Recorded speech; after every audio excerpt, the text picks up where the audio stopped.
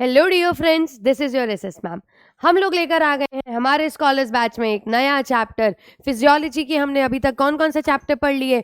Breathing पढ़ लिया, उसके बाद में हमने बॉडी फ्लूइड्स एंड सर्कुलेशन पढ़ लिया, एक्सक्रीशन पढ़ लिया, and now it's time to study a new chapter which is locomotion and movement.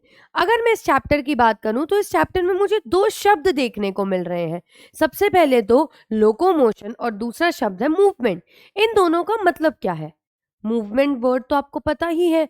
अगर कोई भी चीज थोड़ी सी भी हिली, जैसे मैं बैठी हुई हूं और मैं खड़ी हुई हूं, आप लोगों से बात कर रही हूं, मेरे हाथ हिल रहे हैं, मैं बोल रही हूं, मेरा मुंह हिल रहा है, मेरी पलकें झपक रही हैं, ये सब चीजें मूवमेंट कहलाती हैं। ऐसा कोई भी चीज, ऐसा कोई भी एक्शन जिसके कारण किसी भी चीज में थोड़ा सा भी डिसलोकेशन हो या थोड़ा सा भी वो हिले। आसान भाषा में लोकोमोशन क्या है? Locomotion is a special type of movement जिसके अंदर आपकी बॉडी की लोकेशन बदलती है। तो लोकोमोशन के अंदर चेंज इन लोकेशन होगा। एक ऐसा स्पेशल टाइप का मूवमेंट जिसमें लोकेशन बदल जाए, उसको हम लोकोमोशन कहते हैं। तो क्या सारे लोकोमोशन मूवमेंट्स हैं? बिल्कुल। पर क्या सारे मूवमेंट्स लोकोमोशन है? नहीं। ऐसा थोड़ी है कि आपने पलकें हिल रही हैं तो आपकी आंखें इधर से उधर चल के चली जाएंगी, नहीं ना। तो इसीलिए all locomotion are movements but all movements are not locomotion. अगर मैं इस चैप्टर का आपको इंट्रोडक्शन दूं तो इस चैप्टर के अंदर हम क्या पढ़ने वाले हैं मैं आपको बता देती हूँ। सबसे पहले तो हम मूवमेंट की बात करेंगे। कितने कितने टाइप के हो सकते हैं, कैसे कैसे आपको देखने को मिलते हैं, और हम लोकोमोशन के बारे में बात करेंगे। राइट, यही तो नाम है इस चैप्टर का। मूवमेंट्स में मैं आप लोगों को कई सारे मूवमेंट्स बताने वाली हूँ। राइट, जैसे कि हम पढ़ेंगे मसल मूवमेंट, हम पढ़ेंगे सीलियरी मूवमेंट, हम पढ़ेंगे अमीबॉइड मूवमेंट। लोकोमोशन की अगर हम बात करें, हम डिटेल में फोकस करेंगे पहले तो मसल्स के ऊपर, और उसके बाद में हम पढ़ेंगे हमारी बॉडी के स्केलेटन सिस्टम के बारे में। ये इस चैप्टर का एक बेसिक ओवरव्यू है कि हम इस पर्टिकुलर चैप्टर के अंदर क्या क्या पढ़ने वाले हैं। ठीक है, बात क्लियर हुई? Locomotion, movement, muscle, skeleton system. ठीक है, ओके, चलो। अगर मैं थोड़ी सी भी बात करूं आप लोगों से, तो जैसे आप लोगों ने पैरामीशियम के बारे में सुना है? पैरामीशियम के अंदर क्या होता है? देखो, कुछ ऐसा होता है पैरामीशियम का स्ट्रक्चर। बहुत डिटेल में मैं अभी नहीं पढ़ा रही हूं। यहां पर इस तरीके से थाउजेंड्स ऑफ सीलियाज मौजूद होते हैं। ये सीलिया पैरामीशियम के मूवमेंट का भी काम करते हैं, और तो और ये सीलिया इसके फूड का भी काम करते हैं, इसको खाना भी देते हैं। बाहर कोई खाना है, खाने को लेकर आ जाएंगे और इसकी बॉडी में एंट्री करा देंगे।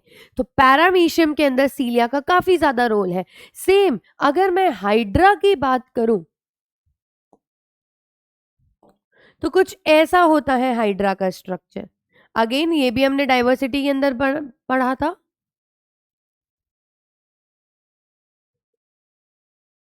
ये हो जाएगा हमारा हाइड्रा का स्ट्रक्चर। ये हाइड्रा के टेंटिकल्स होते हैं। ये भी कैप्चरिंग ऑफ प्रे का काम करते हैं। तो ये सब मूवमेंट्स की कैटेगरी में ही तो आती जाएंगी चीजें।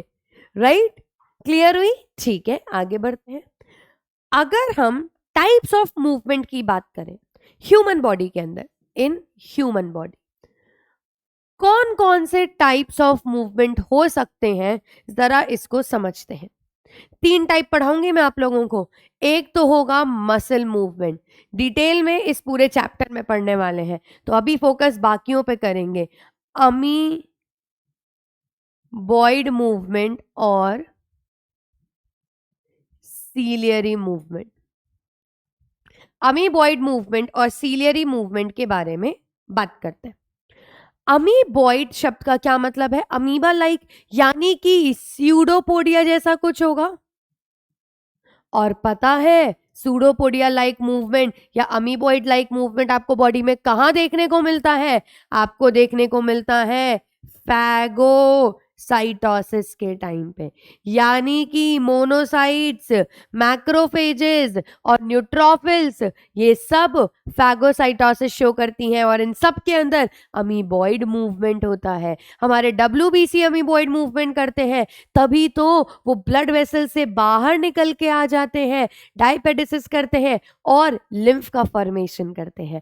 तो इसीलिए हमारी बॉडी में कुछ सेल्स अमीबॉइड मूवमेंट भी करती हुई दिखती हैं और कुछ सेल्स हैं जो सीलियरी मूवमेंट करती हुई दिखती हैं। बताऊं कौन? मेरे बोलते ही पहचान में आ जाएगा। पता है क्या? मैंने आप लोगों को स्ट्रक्चरल ऑर्गेनाइजेशन के अंदर भी इसके बारे में पढ़ाया है। आपकी बॉडी में एक तो फेलोपियन ट्यूब और दूसरा ट्रैकिया, इन दोनों के अंदर सीलिएटेड एपिथीलिया मौजूद होता है।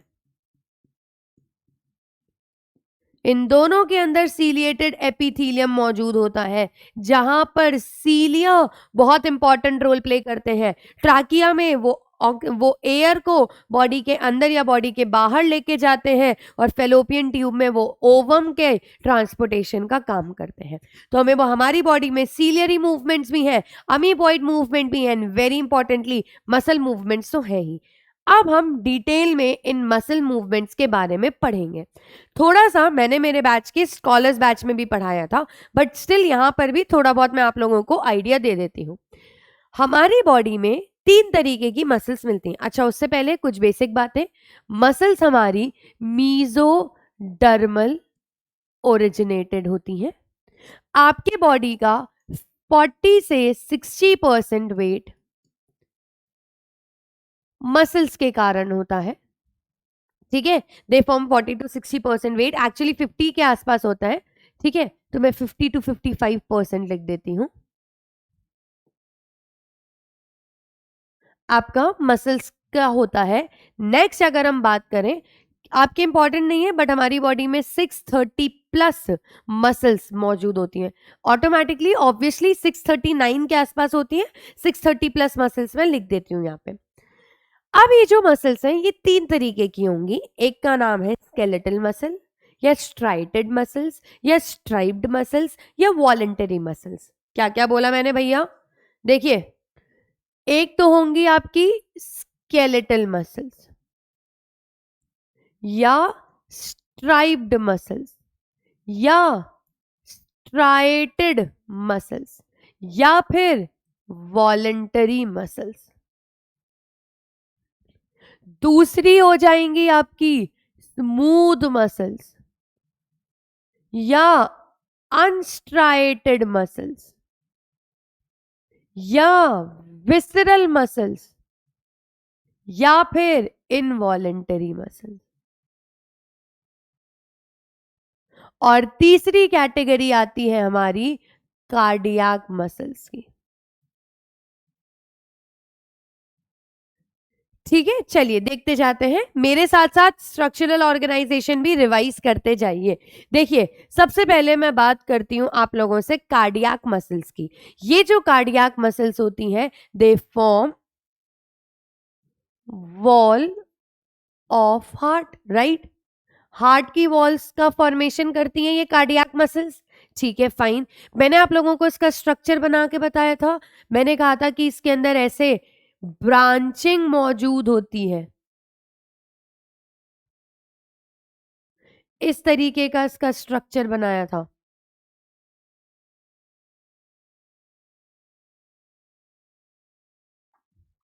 राइट, कि इस तरीके से यहां पर ब्रांचिंग मौजूद होगी और स्ट्राइएशंस यानी कि लाइट और डार्क भी आपको देखने को मिलता है। और तो और ये भी बताया था कि इनके बीच में इंटरकैलेटेड डिस्क मौजूद होती हैं, राइट। ये सारी बातें हमने इसके बारे में कर ली थी।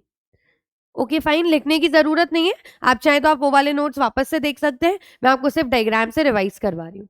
दूसरे आ गए आपके स्मूथ मसल्स, क्यों? क्योंकि इनके अंदर स्ट्राइएशन मौजूद नहीं होता है, इसीलिए अनस्ट्राइटेड मसल्स।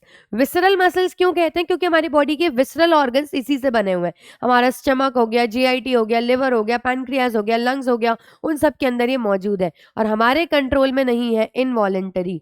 ये इस तरीके की स्पिंडल मसल्स भी होती हैं, कोनों से पतली टेपरिंग एंड्स हैं, बीच से मोटी, स्पिंडल शेप, और यूनी न्यूक्लिएटेड एक सिंगल न्यूक्लियस इसके अंदर मौजूद होता है। तीसरी आ गई आपकी स्केलेटल मसल। स्केलेटल मसल्स की अगर हम बात करें तो ये आपको कुछ कुछ इस तरीके की देखने को मिलेंगी।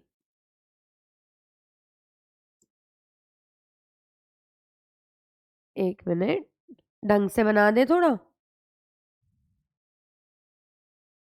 चलो, ये लो, इस तरीके की मसल्स आपको देखने को मिलेंगी। ठीक है, यहां पर ऐसे proper alternate light and dark bands देखने को मिलते हैं। आपके बॉडी का जो स्केलेटन सिस्टम है, उस स्केलेटन सिस्टम पर यही मसल्स अटैच्ड होती हैं। मैं हाथ हिला रही हूं, मैं लिख रही हूं, मैं मेरे जॉस से बोल रही हूं, ये सब मेरे खुद के कंट्रोल में है, वॉलेंटरी मूवमेंट्स है, और ये सब होने में इन्हीं मसल्स का रोल है, इसीलिए ये वॉलेंटरी मसल्स है। ये सब मेरे स्केलेटन सिस्टम से अटैच्ड है, इसीलिए ये स्केलेटल मसल्स है। इनमें स्ट्रिप्स या स्ट्राइएशन मौजूद है, इसीलिए ये स्ट्राइप्ड या स्ट्राइटेड मसल्स है। इस चैप्टर में हम डिटेल फोकस करके इसको पढ़ेंगे। तो इमेजिन करो, मैं आपको इसका स्ट्रक्चर समझाने जा रही हूं कैसे। ये मेरा हाथ है, मेरा नहीं, तुम्हारा हाथ लूंगी, तुम्हारा हाथ बीच से काटूंगी, और जो मसल मुझे देख रही है वही मसल मैं यहां पर आपको बनाकर दिखाऊंगी। तो ऑब्वियसली अगर मैं यहां पर देखूंगी तो मुझे ऐसे सर्कुलर सा कुछ देखने को मिलेगा। ऑलमोस्ट सर्कुलर बन गया ना हमारा सर्कल, बारे गजब। देखें तो ऐसे चारों तरफ हमें कवरिंग देखने को मिलेगी, और इसके बीच में छोटे छोटे बंडल्स की फॉर्म में भी मुझे चीजें देखने को मिलेंगी। इस तरीके से कई सारे बंडल्स मौजूद होते हैं। अब देखिए क्या बोल रही हूं मैं। एक तो सबसे बाहर की कवरिंग देखने को मिली, सबसे बाहर की है, हम इसको एपीमाइसियम कहेंगे। और ये स्ट्रक्चर एक मसल बंडल है, मसल बंडल या फैसिया। तो इसके चारों तरफ भी जो कवरिंग होगी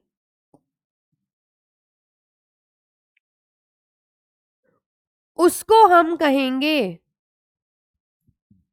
पेरीमाइसियम। ठीक है, और ये एक मसल बंडल या एक फैसिया हो गया, एक फैसिकल हो गया, फैसिया नहीं फैसिकल। ठीक है, अब देखो यहां पर इसके अंदर भी अगर मैं देखूंगी तो भी मुझे ऐसे छोटे छोटे गोले देखने को मिलेंगे। ये पता है क्या है? They are nothing but cells of muscles. क्या है ये? सेल्स ऑफ मसल्स है। इसको मैं ऐसे कर देती हूं, सेल्स ऑफ मसल्स। अब ये सिर्फ ऐसे गोल थोड़ी है, ये तो पीछे लंबा होगा ना। तो ये लीजिए, ये ऐसे पीछे से लंबा होगा और पीछे किसी टेंडन की मदद से अटैच्ड होगा स्केलेटन सिस्टम से। तो ये हो गया टेंडन, और टेंडन से मसल अटैच्ड है तो डेफिनेटली यहां पर कोई ना कोई बोन मौजूद होगी। सॉरी। तो यानी कि ये सब तो लंबा लंबा होगा, तो ये जो सेल्स हैं ये सेल भी ऐसी लंबी लंबी होंगी। थोड़ा सा इमेजिन करिए, इफ इट इज पॉसिबल। ठीक है, क्या कहना चाह रही हूं मैं कि मैं आपको सिर्फ इस एक बंडल की इस सेल को इमेजिन करके बता रही हूं। ये इतनी लंबी सी सेल होगी,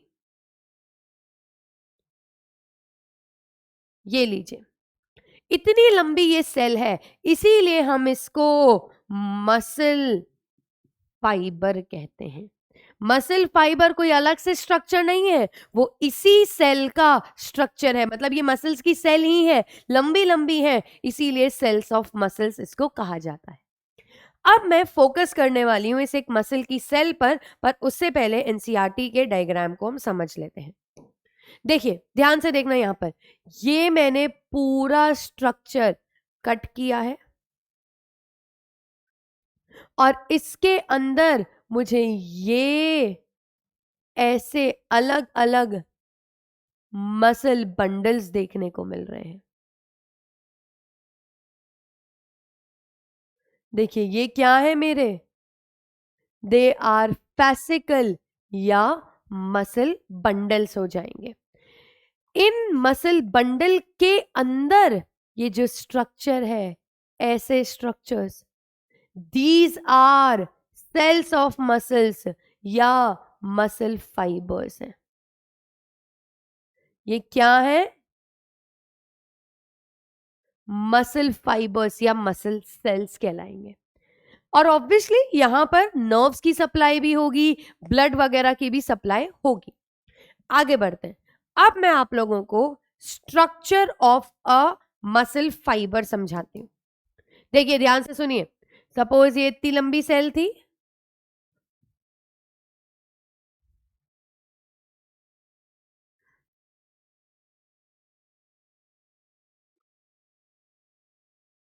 ठीक है, ये हो गया है मेरा मसल फाइबर। अब अगर ये एक सेल है और एनिमल सेल है तो इसकी आउटर मोस्ट कवरिंग कौन होगी, सेल वॉल की सेल मेम्ब्रेन, सेल मेम्ब्रेन या प्लाज्मा मेम्ब्रेन ही होगी। इसकी प्लाज्मा मेम्ब्रेन को हम सार्कोलेमा कहते हैं। एक्चुअली में मसल वर्ड की स्टडी को या मसल्स की स्टडी को हम सार्कोलॉजी कहते हैं। मसल्स के जैसे हार्ट के लिए कार्डियक शब्द यूज होता है, मसल के लिए सार्को वर्ड यूज होता है, इसीलिए ये मसल फाइबर की कवरिंग है, मसल फाइबर की प्लाज्मा लेमा है, सार्कोलेमा बोला। यहां पर जो एंडोप्लाज्मिक रेटिकुलम होगा उसको हम सार्कोप्लाज्मिक रेटिकुलम कहेंगे। और तो और यहां पर जो साइटोप्लाज्म मौजूद होगा उसको हम सार्कोप्लाज्म बोलेंगे। और यहां पर न्यूक्लियस भी तो होगा, हाँ बिल्कुल होगा, पर न्यूक्लियस की एक स्पेशल बात है, न्यूक्लियस ऐसे कोनों में मौजूद होता है और सिर्फ एक नहीं, बहुत सारे न्यूक्लियसेस यहां पर मौजूद होते हैं। हम कहेंगे कि ये मल्टी न्यूक्लिएटेड कंडीशन है या सिंसाइटियम कंडीशन हम इसको कहते हैं। ठीक है, हम इसको कहेंगे ये सब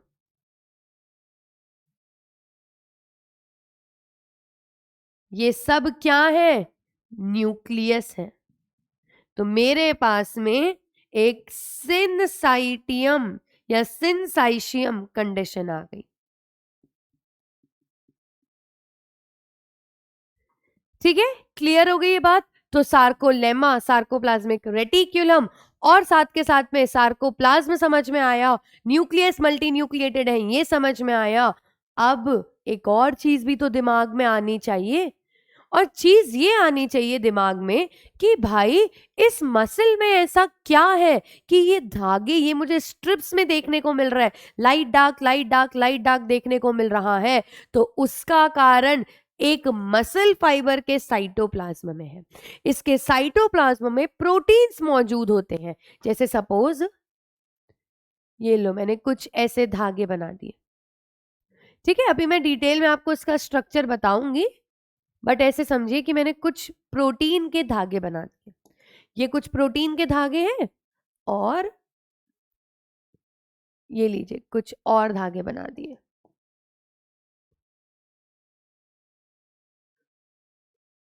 इस तरीके से ये मौजूद होते हैं, कुछ लाइट धागे कुछ डार्क, फिर कुछ लाइट फिर कुछ डार्क, फिर कुछ लाइट फिर कुछ डार्क, इस तरीके से ये मौजूद होते हैं। ये जो प्रोटीन्स हैं, इन प्रोटीन्स का मैं आपको नाम बता रही हूं।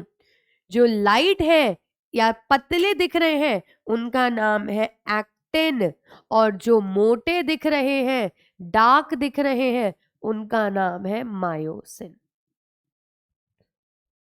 तो अब हम इसी मसल फाइबर में फोकस करेंगे इन प्रोटीन्स के अरेंजमेंट को। बाकी सारी बातें मैंने आपको बता दी हैं। एक और बात बता देती हूँ, जो एंडोप्लाज्मिक रेटिकुलम है, यहाँ पर कैल्शियम का स्टोर हाउस मौजूद होता है। कैल्शियम मौजूद होता है, ये क्या काम करेगा, कैसे करेगा, हम अभी देखेंगे। मैं आप लोगों को अभी फोकस करके इनके धागों के बारे में समझा रही हूँ। ठीक है, चलिए 2 कलर्स ले लेते हैं, एक लाइट लेंगे, एक डार्क कलर लेंगे। एक कौन सा शेड लें? एक पीला ले लें? ठीक है, चलो।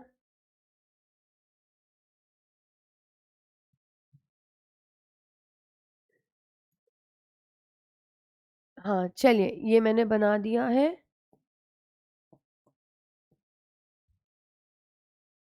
ओके, ये एक धागा बना रही हूं मैं। ठीक है, प्रोटीन फाइबर्स मौजूद है ना?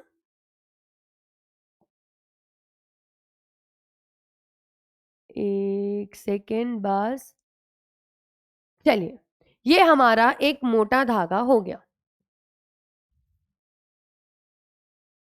ये लीजिए।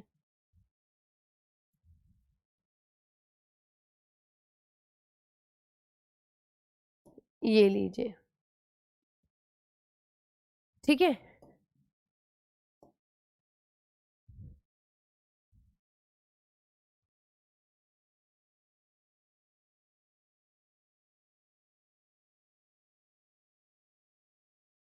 ओके। आप पतले धागे भी बना देते हैं।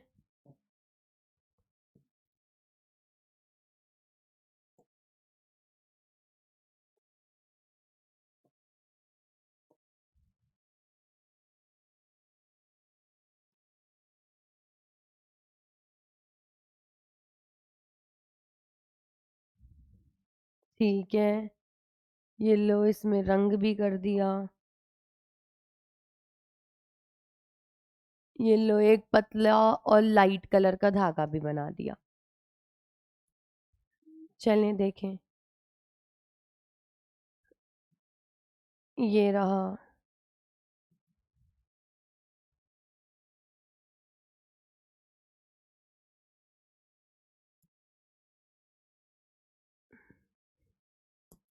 ये लीजिए। ठीक है,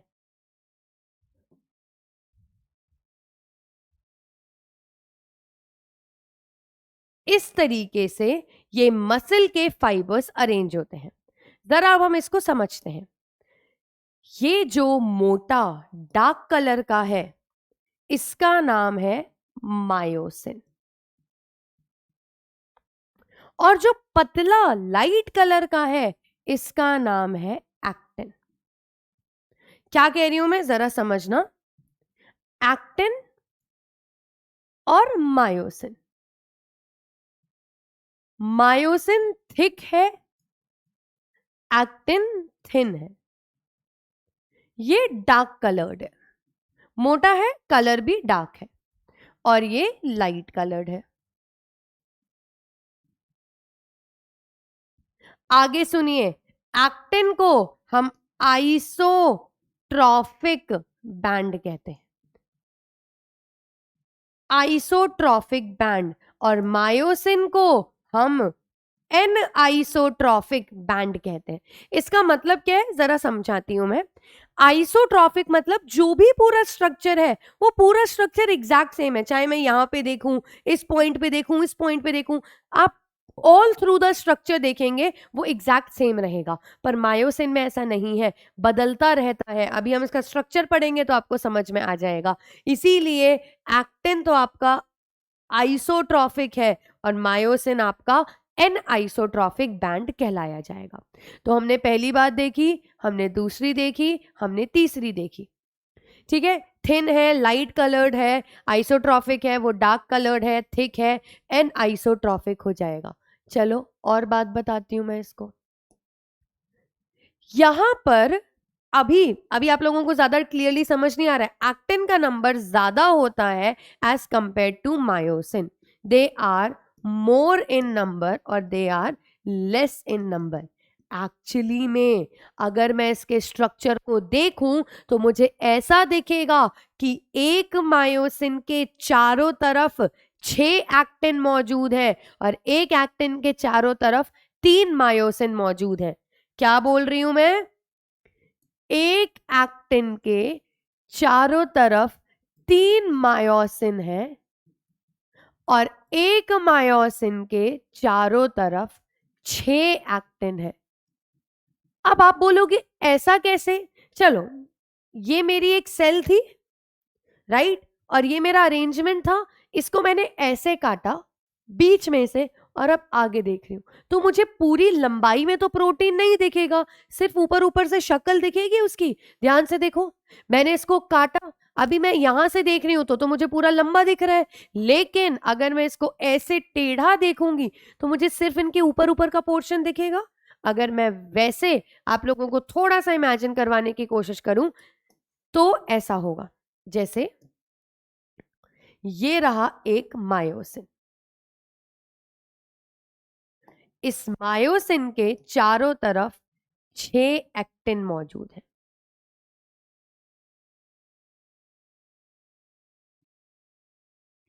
अब इस एक्टिन को देखो, इस एक्टिन के चारों तरफ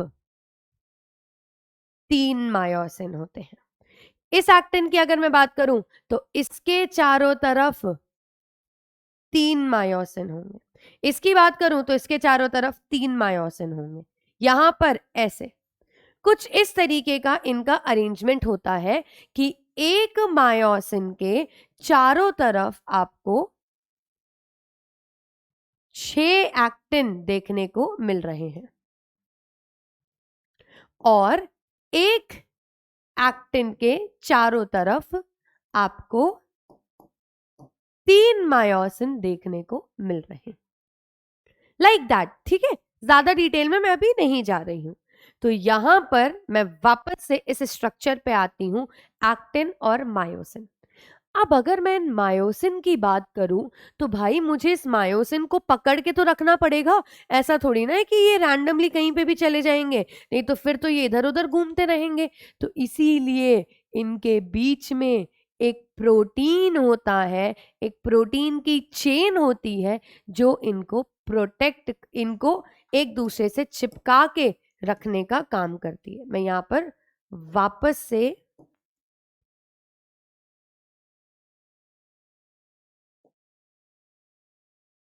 एक्टिन बनाती हूँ, एक मिनट।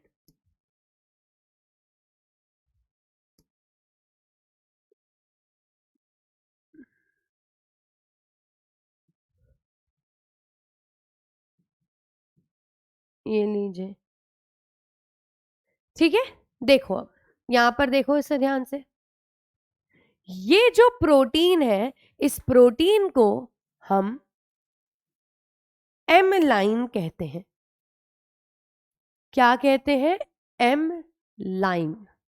आगे देखते हैं, ये जो एक्टिन है, यहां पर भी एक प्रोटीन मौजूद होता है जो इसको जोड़ के रखने का काम करता है।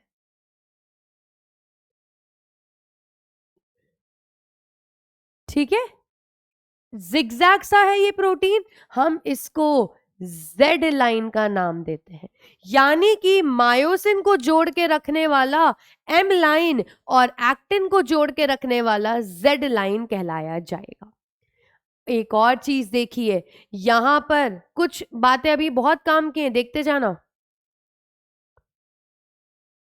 यहां पर अगर आप ध्यान से देखें तो एम मायोसिन का काफी सारा पोर्शन एक्टिन से कवर्ड है, एक्टिन से ओवरलैप्ड है, लेकिन मायोसिन का वो हिस्सा, मायोसिन का वो हिस्सा जो एक्टिन से कवर्ड नहीं होता है उसको हम एच जोन कहते हैं। हेंसन जोन एच जोन कहलाता है। मायोसिन का वो हिस्सा जो एक्टिन से कवर्ड नहीं होगा उसको हम एच जोन का नाम देंगे। और सुनिए, ये दो जेड लाइन के बीच का जो डिस्टेंस है, वेरी इंपॉर्टेंट, इन दो जेड लाइन के बीच का जो डिस्टेंस है उसको हम सार्कोमियर कहते हैं। क्या कहते हैं हम उसको? सार्कोमियर। सार्कोमियर को functional unit of muscle contraction भी बोला जाता है। कैसे? मैं आप लोगों को जैसे ही मसल कॉन्ट्रैक्शन पढ़ाऊंगी वैसे ही समझाऊंगी। तो इस तरीके का अरेंजमेंट होगा, एक्टिन मायोसिन, एक्टिन मायोसिन। ध्यान से सुनना यहाँ पे वो बात, क्या कह रही हूं मैं? एच जोन क्या है? एच जोन का मतलब मायोसिन का वो एरिया जो एक्टिन से कवर्ड नहीं है। उसके अलावा आपकी एम लाइन क्या है? जो मायोसिन को पकड़ के रख रही है। जेड लाइन क्या है? जिगजैग प्रोटीन, जो एक्टिन को जोड़े रखने का काम कर रहा है।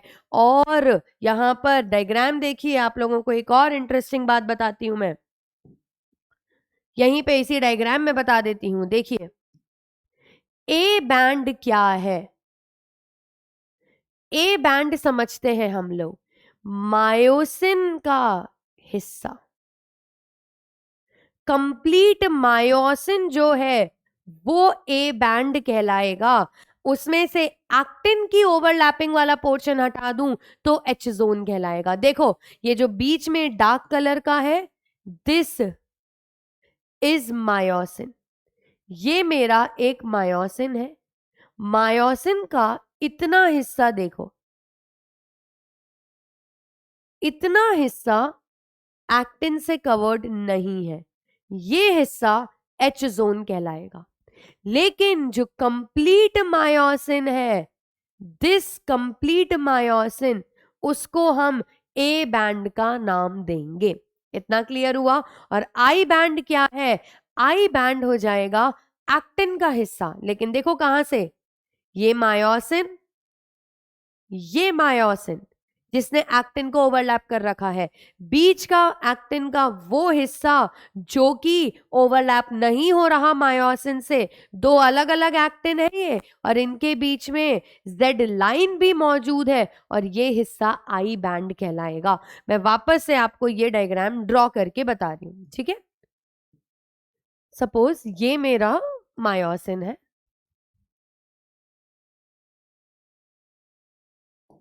और यहां पर ये हमारा एक्टिन है।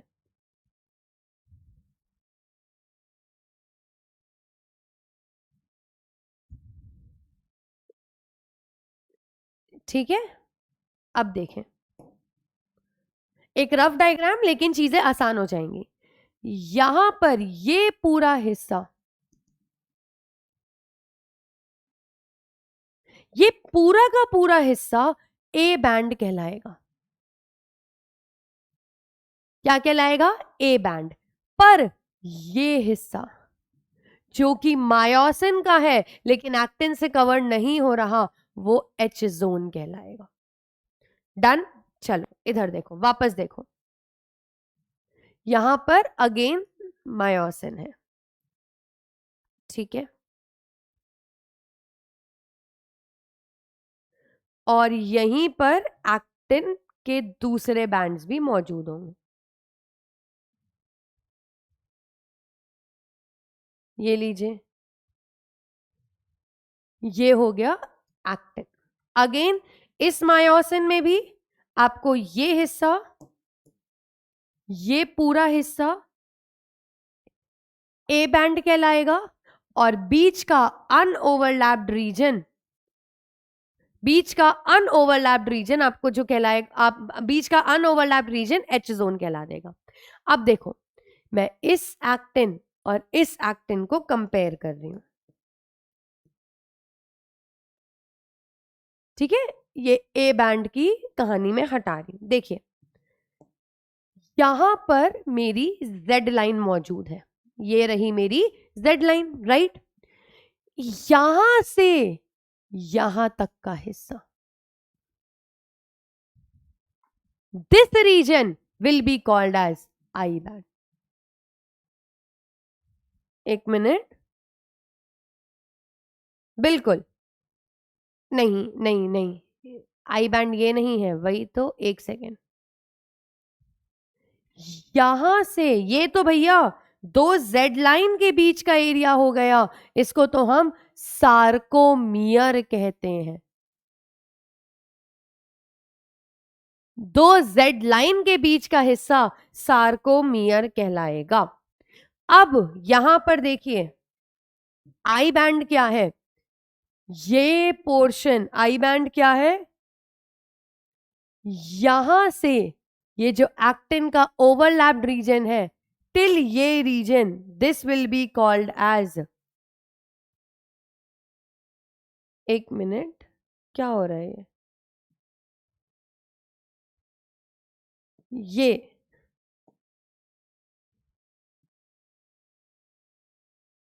हाँ ये region that will be called as I band. Actually इस डायग्राम में मायोसिन एक्टिन की overlapping, unoverlapped actin, Z line, yes yes, हाँ ये डायग्राम यहां से थोड़ा इशू हो रहा है, कोई बात नहीं, आप जेड आई बैंड बस यहाँ पे नहीं दिखेगा, बाकी सब दिख जाएगा, वही दिक्कत हो रहा था। देखो आई बैंड बस यहां, ये एक्टिन का अनओवरलैप्ड रीजन, ये एक्टिन का अनओवरलैप्ड रीजन, बीच में जेड लाइन आ गई, राइट। एक्टिन का अनओवरलैप्ड रीजन और जेड लाइन ये इंक्लूड करके आई बैंड कहलाया जाएगा। दैट्स इट, आप लोगों को बस इतना पता होना चाहिए। आगे बढ़ते हैं। अब मैं आप लोगों को इन्हीं प्रोटीन्स का स्ट्रक्चर बताने वाली हूं। सबसे पहले मैं आपको एक्टिन का स्ट्रक्चर बताती हूँ। एक्टिन के अंदर आपको तीन तरीके के प्रोटीन्स देखने को मिलेंगे। एक होगा एफ एक्टिन, एक होगा ट्रोपो मायोसिन और एक होगा ट्रोपोनिन, राइट। मैंने आप लोगों को कहा था कि एक्टिन आइसोट्रॉफ है, आप कहीं पे भी उसका स्ट्रक्चर देखेंगे वो एग्जैक्ट सेम दिखेगा। देखो कैसे होता है, समझाती हूं मैं आप लोगों को। एक्टिन में आपको इस तरीके की दो चेन्स मिलेंगे, ठीक है। अगर मैं इसको ध्यान से देखूं तो यहां पर इस तरीके के प्रोटीन्स मौजूद होंगे। ये छोटे छोटे गोल गोल प्रोटीन्स हैं, हम इनका नाम रखते हैं जी एक्टिन, ग्लोब्यूलर एक्टिन हम इसका नाम रखते हैं, ठीक है। तो ये रहे हमारे ग्लोब्यूलर एक्टिन।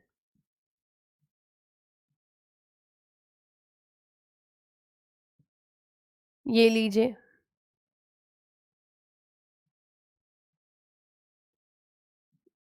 ये रहे हमारे ग्लोब्यूलर एक्टिन। अब मैं इस लाइन को हटा देती हूं।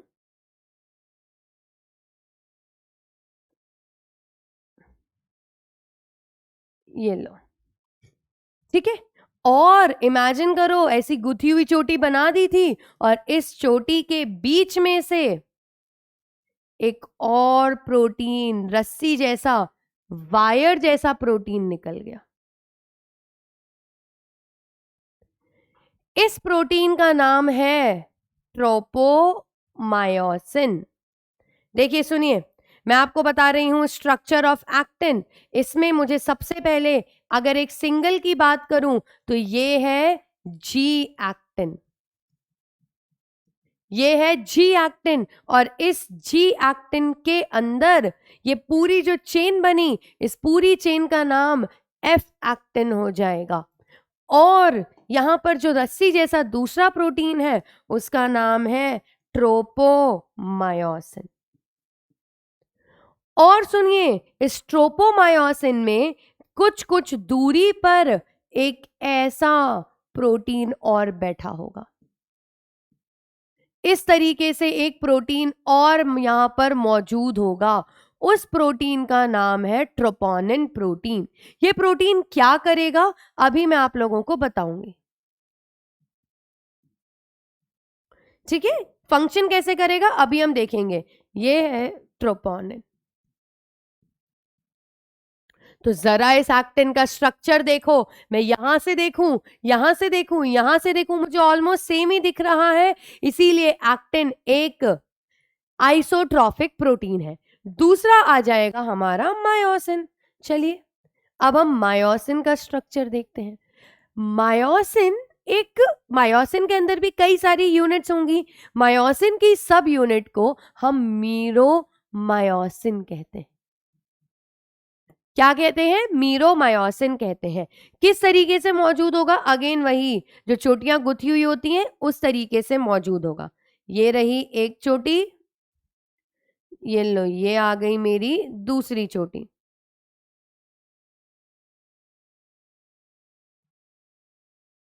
ठीक है,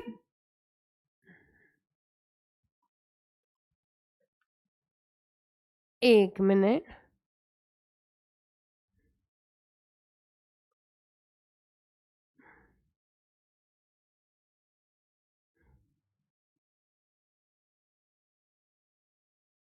चलो देखें अब यहां पे,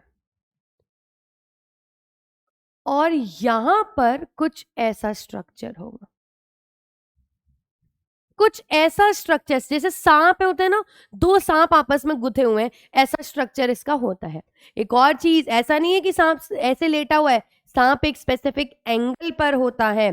तो हम इस पूरे पोर्शन को तो हेड कहते हैं। ये हमारी टेल आ जाएगी, और ये कुछ एंगल पर है, इसीलिए हम इसका नाम क्रॉस आर्म रख देते हैं। यहां पर देखिए, ऊपर दो साइड्स होती हैं, दोनों के ऊपर, एक ये रही सपोज, और दूसरी ये रही। एक है एक्टिन बाइंडिंग साइट और एक है एटीपी बाइंडिंग साइट। एक है एक्टिन बाइंडिंग साइट और एक है एटीपी बाइंडिंग साइट। अब मुझे बताओ, सिर ज्यादा भारी कि पूंछ ज्यादा भारी? सिर ज्यादा भारी, तो यहां पर हम इसको कहते हैं हैवी मीरोमायोसिन, और यहां पर हम इसको कहेंगे लाइट मीरोमायोसिन। ठीक है, देखते हैं। चलिए, एनसीईआरटी का डायग्राम है, अब हम इसको समझ लेते हैं। सबसे पहले एक्टिन की बात करते हैं। तो देखो, ये छोटे छोटे से ग्लोब्यूलर एक्टिन है, जिन्होंने मिलकर एक चेन बना रखी है, लंबी चेन, और उसी को हम एफ एक्टिन कहेंगे। देखो, जी मतलब ग्लोब्यूलर, एफ मतलब फाइबर, ये सब एक दूसरे के साथ में आ गए हैं, तो इसीलिए फाइबर एक्टिन हम इसका नाम रख देंगे। अब यहीं पर दूसरी देखिए, एक रस्सी जैसा स्ट्रक्चर जा रहा है, ये लो, ये रस्सी जैसा स्ट्रक्चर देखो यहां पर है, फिर इसके पीछे से आया होगा, फिर यहां गया, ये मेरा ट्रोपोमायोसिन हो जाएगा, रस्सी जैसा स्ट्रक्चर। और इसी ट्रोपोमायोसिन में मुझे कुछ कुछ दूरी पर एक ट्रोपोनिन देखने को मिल रहा है। दूसरा देखते हैं। दूसरा देखो, ये गुथे हुए सांप दिख रहे हैं आपको, ये लीजिए, ये रहे हमारे गुथे हुए सांप, ये लो भाई, ये तो हो गया मेरा लाइट मीरोमायोसिन, और ये हेड हो गया हैवी मीरोमायोसिन। यहां पर ये क्रॉस आर्म है, ये एटीपी बाइंडिंग साइट्स हैं, दोनों एटीपी बाइंडिंग साइट्स हैं ये, और दूसरी एक्टिन बाइंडिंग साइट्स हैं। तो हेड और क्रॉस आर्म, क्लियर हुई ये बात? ठीक है, चलिए आगे बढ़ते हैं। अब मैं आप लोगों को पढ़ाऊंगी कि मसल्स को कॉन्ट्रैक्ट करते कैसे हैं, या मसल्स हमारी कॉन्ट्रैक्ट या रिलैक्स कैसे होती है। उससे पहले एक बार मैं एक्टिन और मायोसिन के स्ट्रक्चर पे फिर से थोड़ा प्रकाश डालूंगी, सुनना ध्यान से। मायोसिन के सिर पर एटीपी बाइंडिंग साइट है, यानी कि ये एटीपी से जुड़ सकती है, और एटीपी से जुड़ सकती है तो ये एटीपी का ब्रेकडाउन कर सकती है, यानी कि एटीपी रिलीज कर सकती है, और मेरे मसल के मूवमेंट के लिए मुझे डेफिनेटली एटीपी की तो जरूरत है। दूसरी चीज, ये tropomyosin, F actin, G actin, ये तो हर लोकेशन पर मौजूद है, लेकिन ट्रोपोनिन एक स्पेसिफिक लोकेशन पर ही मौजूद है। ये कौन सी लोकेशन है? तो एक्चुअली ट्रोपोनिन प्रेजेंट होता है मायोसिन बाइंडिंग साइट पर। मायोसिन बाइंडिंग साइट पर मौजूद होता है। समझो, जरा समझाती हूं मैं तुम लोगों को, थोड़ा सा आइडिया देती हूं, चीजें क्लियर होती जाएंगी। एक्चुअली में जो ट्रोपोनिन है, ट्रोपोनिन को दो चीजें पसंद है, एक तो एक्टिन और एक कैल्शियम। जब, और इसको ज्यादा प्यार कैल्शियम से है, तो जब कैल्शियम होता है तो ये भाग के कैल्शियम से चिपक जाता है। जब कैल्शियम नहीं होता तो ये एक्टिन के साथ चिपक के उससे काम चलाता है। और एक्टिन पे भी कहाँ चिपकेगा? समझो, ये पूरा लंबा चौड़ा एक्टिन है, पर एक्टिन की एक स्पेसिफिक लोकेशन है, यहां पर मायोसिन से वो चिपक सकता है। तो जब ट्रोपोनिन कैल्शियम से नहीं चिपका हुआ होता तो वो एक्टिन की उसी साइट पर मौजूद होता है जो कि मायोसिन से बाइंड कर सकती है, यानी कि myosin binding site of actin पर ट्रोपोनिन चिपका हुआ होता है। कब? जब कैल्शियम नहीं है। जब कैल्शियम आएगा तो ये ट्रोपोनिन वहां से हट जाएगा और कैल्शियम से चिपक जाएगा। जैसे ही वो वहां से हट गया, मायोसिन बाइंडिंग साइट एक्टिन की एक्सपोज हो गई, और फिर मायोसिन उससे चिपकने की कोशिश करेगा। मायोसिन उससे ऐसे नहीं चिपक सकता, उसके लिए एटीपी चाहिए, तो अपनी एटीपी तो ये लेकर आया है। एटीपी बाइंडिंग साइट भी इसके पास है जहां पर ये एटीपी से चिपकता है। एटीपी का ब्रेकडाउन करेगा, एडीपी और फॉस्फेट ग्रुप को रिलीज करा देगा, और फिर उस एटीपी जो एनर्जी रिलीज हुई है, उस एनर्जी से ये एक्टिन को मूव कराता है। यहां पर हमें ऐसा देखने को मिलेगा कि सपोज ये मायोसिन है तो इस पर एक्टिन इस तरीके से स्लाइड हो रहा है, इसीलिए इस थ्योरी का नाम स्लाइडिंग फिलामेंट थ्योरी है। स्लाइडिंग फिलामेंट थ्योरी, ठीक है। किसने दी थी? ये हक्सले ने दी थी।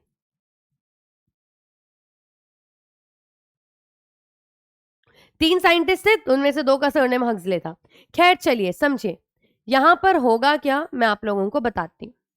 देखिए, एक और टर्म, ये सब शुरू करें उससे पहले एक और टर्म समझाती हूं, न्यूरो मस्क्युलर जंक्शन, और इसको हम मोटर एंड प्लेट भी कहते हैं, ठीक है। ये रही मेरी, सपोज लेट्स से ये मेरी मसल है, इस मसल पे न्यूरॉन आएगा, ऐसा उसका स्ट्रक्चर होगा।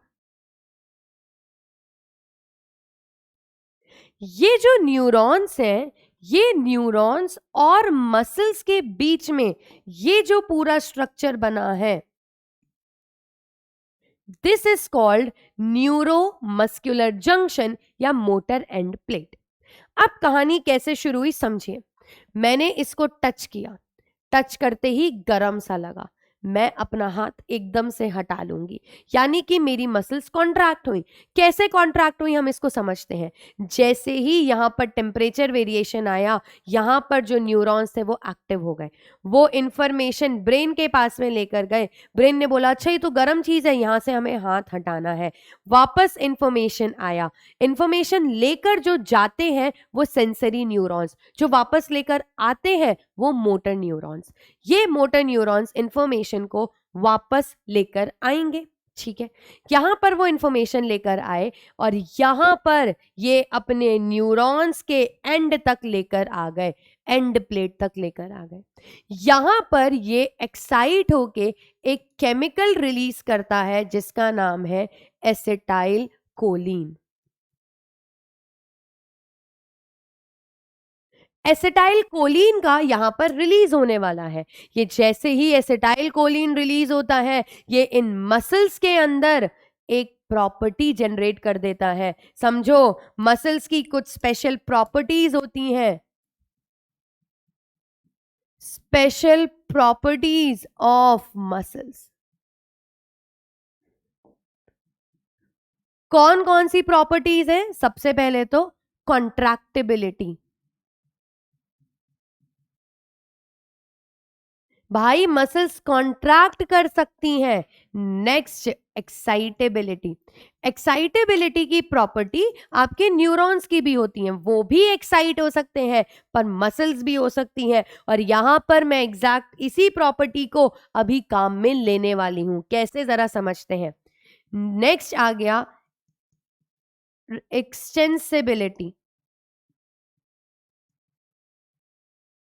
यानी कि मसल थी, कॉन्ट्रैक्ट हुई, वापस रिलैक्स होकर नॉर्मल हो गई, और ज्यादा खिंच सकती है, एक्सटेंसिबिलिटी। और चौथी इसकी प्रॉपर्टी हो जाएगी इलास्टिसिटी। खिंची, खिंचने के बाद में वापस अपनी नॉर्मल लोकेशन पर आ जाएगी। ये सारी प्रॉपर्टीज मसल्स की होती हैं। अब हम इन्हीं प्रॉपर्टीज को काम में लेंगे। कैसे लेंगे समझते हैं। ये एसिटाइल कोलिन था, एसिटाइल कोलिन का, एसिटाइल कोलिन का रिलीज हुआ। क्यों हुआ? क्योंकि वही मोटर न्यूरॉन से इंफॉर्मेशन आई थी और यहां पर एसिटाइल कोलिन रिलीज हो गया। जैसे ही एसिटाइल कोलिन रिलीज हो जाता है, ये इसके साइटोप्लाज्म में, या आई वुड से सार्कोप्लाज्म में इंफॉर्मेशन देता है कि कैल्शियम रिलीज कर दो। तो क्या क्या हुआ जरा देखते हैं। मोटर एंड प्लेट थी, वो इंफॉर्मेशन लेकर आई, उसने एसिटाइल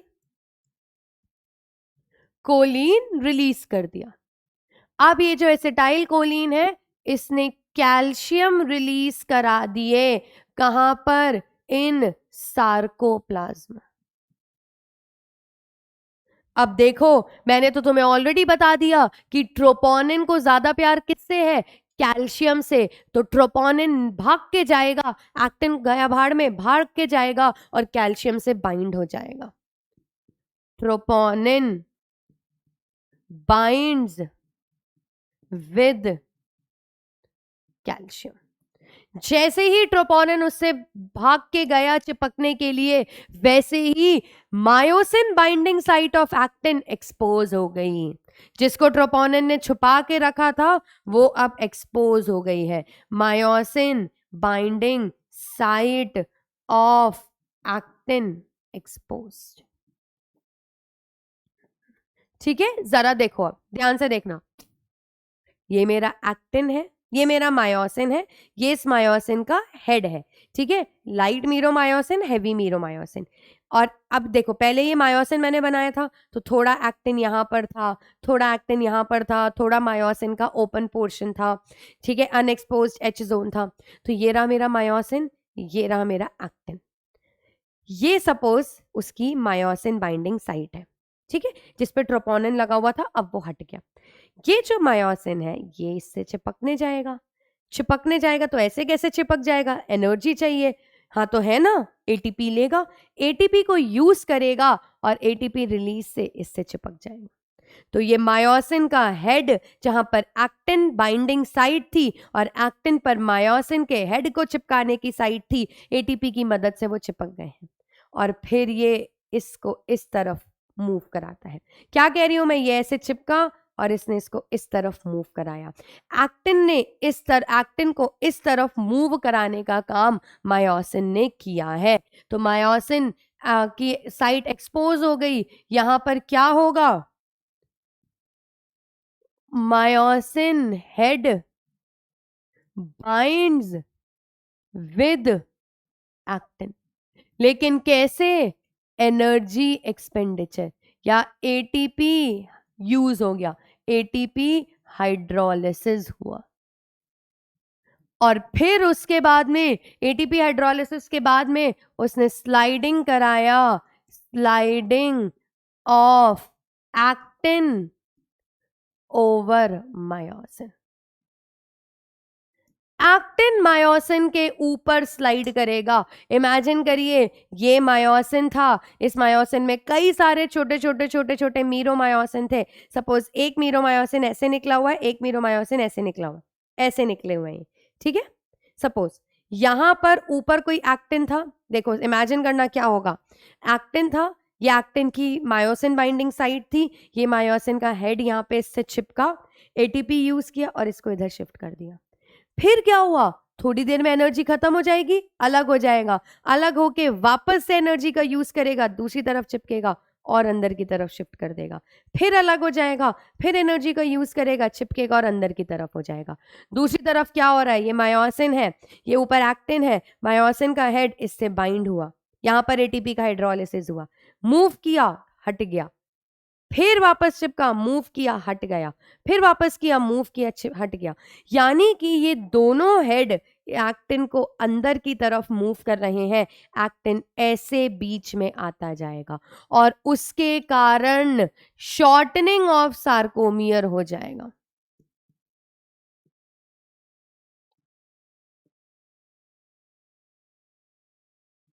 और जब सार्कोमियर 0 पे पहुंच जाए, यानी कि तब मसल्स मैक्सिमली कॉन्ट्रैक्ट हो जाती हैं, एच जोन या शॉर्टनिंग ऑफ सार्कोमियर हो जाता है, एच जोन डिसअपियर हो जाता है।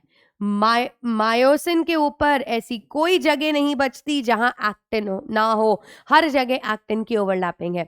वापस से इस प्रोसेस को समझ लीजिए, ये मायोसिन है, ये मायोसिन का हेड है, यहाँ पर एक्टिन था, एक्टिन का ट्रोपोनिन हट गया है, उसकी मायोसिन बाइंडिंग साइट एक्सपोज हो गई है, मायोसिन एटीपी हाइड्रोलिसिस करेगा, इससे चिपक जाएगा और इसको अपने ऊपर स्लाइड कराएगा, फिर हटेगा, फिर वापस चिपकेगा, फिर वापस स्लाइड कराएगा, हटेगा, एटीपी का यूज करेगा, वापस चिपकेगा। दूसरी तरफ भी यही होगा, ये एक्टिन बीच बीच में आता जाएगा, तो एक्टिन बीच बीच में आएगा और अभी तक तो एक्टिन दूर थे, लेकिन जब ये चिपकते जाएंगे तो एक पॉइंट आएगा जहां पर मायोसिन नीचे है और मायोसिन का कोई भी रीजन एक्टिन के ऐसा नहीं है जहां पर एक्टिन ना हो, हर जगह एक्टिन की ओवरलैपिंग है, एच जोन डिसअपियर हो जाएगा और यही है स्लाइडिंग फिलामेंट थ्योरी। एनसीईआरटी का डायग्राम अब हम देखते हैं। देखिए सबसे पहले मायोसिन का ये हेड था, इसने पी पी और एडीपी मतलब एटीपी था और उसमें देखो इन्होंने एटीपी ऐसे बनाया है, इस तरीके से, एक मिनट, इस तरीके से बनाया है, ठीक है। तीन तीन चीजें यहां पर मौजूद हैं, जब तीनों साथ में मौजूद हैं, ये लो, नहीं ये नहीं,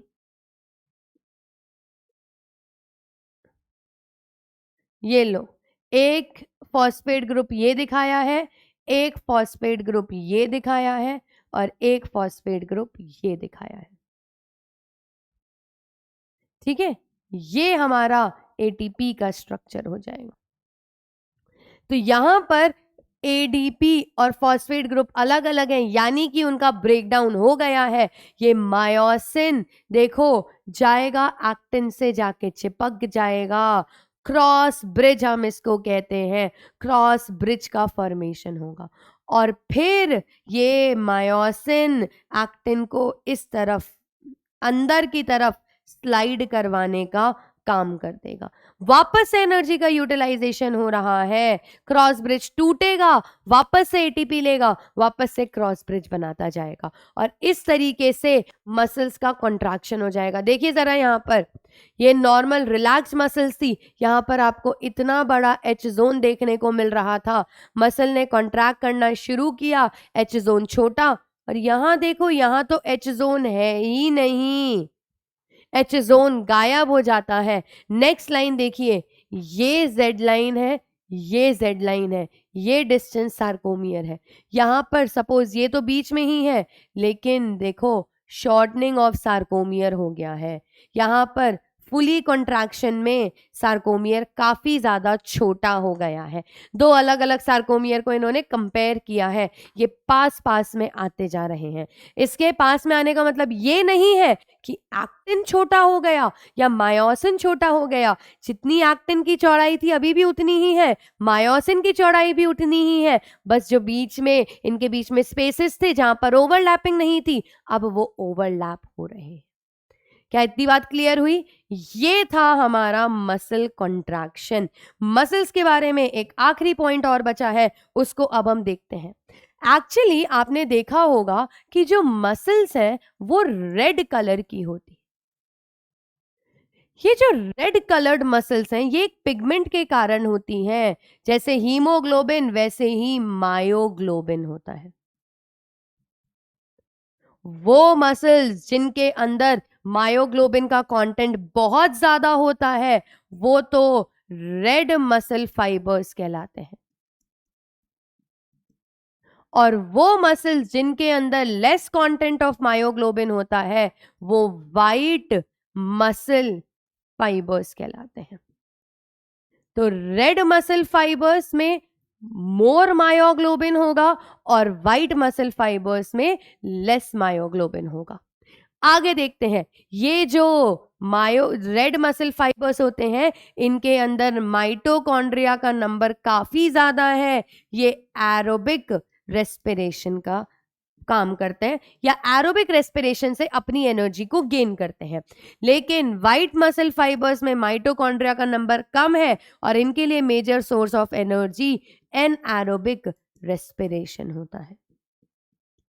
एक और पॉइंट है जो मैंने ऑलरेडी बता रखा है पहले एक रेस्पिरेशन वाले चैप्टर में, वापस से बता देती हूं। जब हमारी मसल्स एक्सटेंसिव एक्सरसाइज करती हैं, जब हमारी मसल्स एक्सटेंसिव एक्सरसाइज करती हैं तो हमारी बॉडी में, हमारी मसल्स में लैक्टिक एसिड अक्यूमुलेशन हो जाता है, और उस लैक्टिक एसिड अक्यूमुलेशन के कारण आपकी मसल्स में पेन होता है। फिर धीरे धीरे ये मसल्स वापस से इस पूरे लैक्टिक एसिड को डिकम्पोज करती हैं और उसके बाद में अल्टीमेटली हमारा मसल पेन गायब हो जाता है। ठीक है, चलिए ऐसा करिए, have a look at this, और अब हम स्केलेटन सिस्टम को पढ़ेंगे। चलिए स्टूडेंट्स आगे बढ़ते हैं और अब हम देखते हैं इस चैप्टर का दूसरा part which is skeleton system. Skeleton system यानी कि it comprises of our bones and cartilages. हम फोकस करने वाले हैं हमारी बोन्स पे। आपको, मुझे, हम सबको पता है हमारी बॉडी के अंदर 206 बोन्स होती हैं।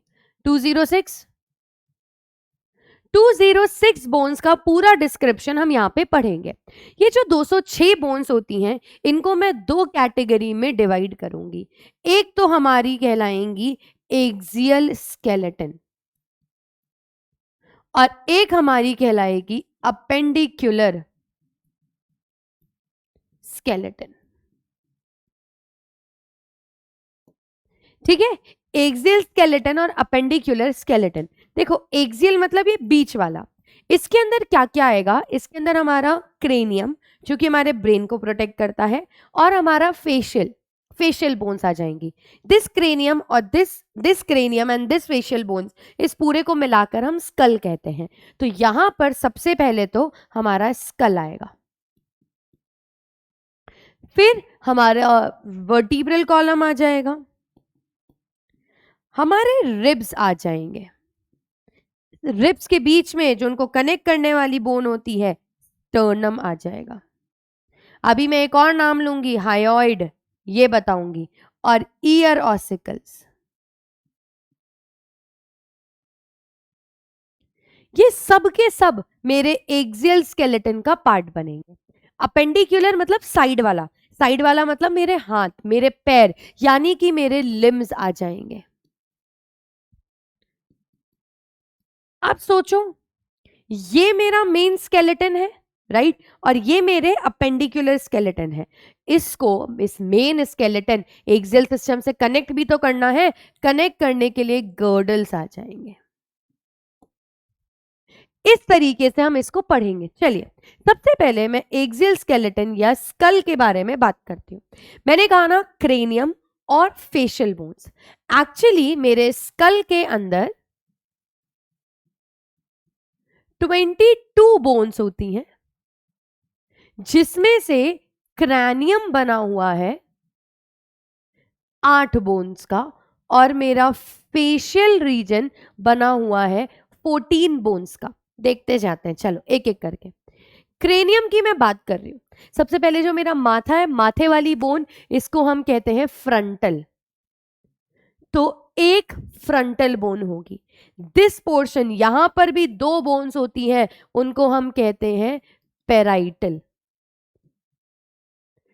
ये साइड वाला पोर्शन जहां पर मेरे कान मौजूद है, ईयर ऑसिपिट है, इसको हम टेम्पोरल बोन कहते हैं। तो नेक्स्ट आ गई टेम्पोरल। 2 बोन्स है, एक फ्रंटल, 2 पेराइटल, 2 टेम्पोरल, और पीछे वाला रीजन ऑसिपिट कहलाता है। यहां पर मौजूद ऑसिपिटल बोन एक होगी। तो मैंने क्या बोला, एक फ्रंटल, 2 पेराइटल, 2 टेम्पोरल, एक पीछे ऑसिपिटल बोन। कितनी बोन्स हो गई हैं? 2 2 4 5 6। 2 बोन्स और बताती हूं। यहां पर स्फीनॉइड कैविटी मौजूद होती है, जिस स्फीनॉइड मौजूद होती है, एक बोन जिसका नाम है स्फीनॉइड। ठीक है। और हमारी आंखों के अंदर एक बोन मौजूद होती है जिसका नाम है इथेमॉइड। ये जो ईयर आई ऑसिपिट है, इसके अंदर एथमॉइड बोन। तो टोटल कितनी हो गई? 2 2 4 5 6 7 8 बोन की कैलकुलेशन हो गई। एनसीईआरटी का डायग्राम देख लिया जाए इसी बात पे। देखिए, सबसे पहले फ्रंटल बोन, ये जो सबसे आगे है, फिर paired parietal bone, paired temporal, पीछे वाली ऑसिपिटल बोन हो जाएगी। ठीक है। नेक्स्ट, यहां पर पेराइटल, टेम्पोरल और फ्रंटल के बीच में स्फीनॉइड बोन आ जाएगी, और आंखों के अंदर यहां ऑसिपिट के अंदर मुझे देखने को मिलेगी एथमॉइड बोन। ये तो मेरी 8 क्रेनियल बोन्स हो गई। अब मैं आपको फेशियल बोन्स के बारे में बताती हूं। फेशियल बोन्स हो जाएंगी 14। देखो, पहले मैं साइड की बता देती हूँ। ये सबसे नीचे वाली मेरी जॉ है, हम इसको मैंडिबल कहेंगे। 1। पूरे स्कल की इकलौती मूवेबल बोन यही है, मैंडिबल कहलाया जाएगा। ये जो अपर जॉ है, यहां पर 2 बोन्स मौजूद होती हैं, मैक्सिले। ठीक है, 2 बोन्स मौजूद हो गई। ये जो चीक बोन्स जिसको हम कहते हैं, मेकअप लड़कियां करती हैं, ब्लश वगैरह लगाती हैं, इसको हम जाइगोमैटिक कहते हैं। तो 2 जाइगोमैटिक बोन्स हो गई। बाकी बोन्स मेरे नाक के रीजन में मौजूद है। जैसे सबसे पहले जहां पर आंसू आते हैं, दिस रीजन, ये लेक्राइमल ग्लैंड्स होते हैं, यहां पर लेक्राइमल बोन्स 2 होंगे। यहां पर दिस रीजन, ये नेजल बोन होती है, अगेन पेयर्ड है, 2 होंगी। इस नेजल के नीचे की तरफ इंफीरियो नेजल होती है, 2 होंगी। नेजल ये रही, लेक्राइमल ये रही, इंफीरियो नेजल ये रही। यहां पर बीच में एक और पेयर्ड बोन है, पैलेंटाइन। तो हमने कितनी बोन्स बात करी? एक मैंडिबल, 2 मैक्सिले, 2 4 6 8 10 12 13, एक इकलौती बोन बची है। उस बोन का नाम है, 1 minute, mandible, maxillae, zygomatic, lacrimal, nasal, inferior nasal, vomer. एक बोन यहां नीचे की तरफ से, जब आप ऐसे स्कल को देखेंगे तो नीचे की तरफ, अंदर की तरफ मिलती है वोमर। अब जरा यहां पर काउंट करिए, एक मैंडिबल और एक वोमर, ये दोनों अनपेयर्ड हैं। बाकी 1 2 3 4 5 6, 6 दूनी 12, एक मैंडिबल 13, एक वोमर 14, 14 बोन्स आपके फेशियल रीजन में मौजूद है। तो मैंने क्या क्या बोला? अभी तक मैं बात कर रही हूं स्कल में। स्कल में मेरा क्रेनियम आ गया, 8 बोन्स। मेरा फेशियल पोर्शन आ गया 14 बोन्स। और बताऊं मैं आप लोगों को, सुनिए, ये तो हो गए हमारे स्कल की 22 बोन्स। यहां पर बकल कैविटी के फ्लोर पर एक और बोन होती है जिसका नाम है हायोइड बोन। एक ही सिंगल नंबर में होगी, बेस ऑफ बकल कैविटी। ऐसा बोला जाता है ये बॉडी की इकलौती ऐसी बोन है जो किसी और बोन से अटैच्ड नहीं है। कितने हो गए? 23 हो गई। चलो कुछ और बोन्स की भी बात हम यहीं पे कर लेते हैं जिनका नाम है ईयर ऑसिकल्स। हमारे कान में भी 3 बोन्स मौजूद होती हैं, एक का नाम है मेलियस, एक का इनकस और एक का स्टेप्स। 3 नाम क्या क्या है? Méliès, incus, steps. स्टेप्स हमारी बॉडी की सबसे छोटी बोन होती है, smallest bone of the body. तो एक ईयर ऑसिकल में 3, पर मेरे तो 2 कान हैं तो 2 यानी कि 6 हो गई। 29 बोन्स के बारे में मैंने अभी तक आपको बता दिया है। वापस से बात करते हैं। Cranium, frontal, 2 parietal, 2 temporal, 1 occipital, 1 ethmoid और 1 जाइगोमैटिक बोन, 1 एथेमॉइड और 1 स्फीनॉइड बोन। बिल्कुल 8 क्रेनियल हो गई। फेशियल की बात करते हैं, 1 mandible, 2 maxillae, 2 zygomatic, 2 lacrimal, side की बोन्स हो गई। अब नाक की बात करते हैं, 2 नेजल, 2 इंफीरियो नेजल, बीच में 2 पैलेंटाइन और 1 वूमर। 14 आपके फेशियल बोन्स हो गई। एक इकलौती बकल कैविटी के फ्लोर पर मौजूद हायोइड बोन जिसका कोई भाई बंधु नहीं है, किसी और बोन से अटैच नहीं है। एक कान में 3 बोन्स है, मेलियस, इनकस, स्टेप्स। सबसे छोटी स्टेप्स, दोनों में 6 हो गई और टोटल 29 बोन्स के बारे में हमने बात कर लिया। एनसीईआरटी का जो डायग्राम है, जरा अब हम इसको वापस से देख लेते हैं। मैंने आपको बता दिया था। नेक्स्ट देखिए, आंखों के तरफ मौजूद है लेक्राइमल बोन और यही नाक के पास में ही this paired bone is nasal bone. ये आंखों के पास जो मेरे चीक की बोन्स है, इसका नाम है जाइगोमैटिक बोन। अपर जॉ वाली जो बोन है इसको हम बोलेंगे मैक्सिले और ये 2 होती हैं नंबर में। लोअर जॉ, ये लीजिए, यहां लोअर जॉ मसल आपको पता है सबसे स्ट्रॉन्गेस्ट मसल होती है बॉडी की, ये मैंडिबल कहलाया जाएगा। फ्लोर ऑफ बकल कैविटी पर एक और बोन मौजूद है जो किसी और से अटैच नहीं है, इसका नाम है हायोइड बोन। ये क्लियर हो गया? ये सब हो गया मेरे ब्रेन के, ये सब हो गया मेरे स्कल के बारे में। अब इस स्कल से कनेक्ट करती है हमारी वर्टिब्रल कॉलम। वर्टिब्रल कॉलम पढ़े उससे पहले समझें कि हमारा जो स्कल है उसका ऑसिपिट रीजन में इस तरीके का स्ट्रक्चर है और फिर ये जाकर फिक्स होता है मेरे वर्टिब्रल कॉलम में। इनको हम कॉन्डाइल कहते हैं। 2 कॉन्डाइल है इसीलिए डाइकॉन्डाइलिक बोला जाएगा। हमारा ह्यूमन स्कल डाइकॉन्डाइलिक है क्योंकि यहां पर 2 कॉन्डाइल निकलते हैं। कहां से? हम उसको ऑसिपिट से निकलेंगे, 2 ऑसिपेटल कॉन्डाइल बोलेंगे और ये 2 ऑसिपेटल कॉन्डाइल जाकर अटैच होते हैं C1 वर्टिब्रे से।